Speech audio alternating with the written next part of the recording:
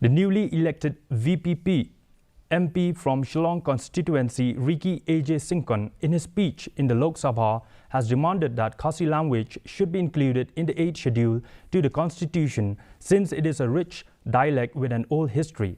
Syngkon, in his late-night speech, said that he wants the day to come when they will all hear him speaking in Khasi language in the August House.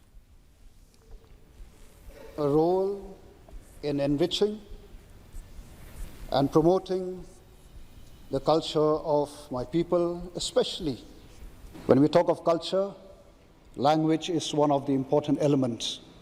For many years, we've been demanding for the inclusion of the Khasi language in the 8th schedule.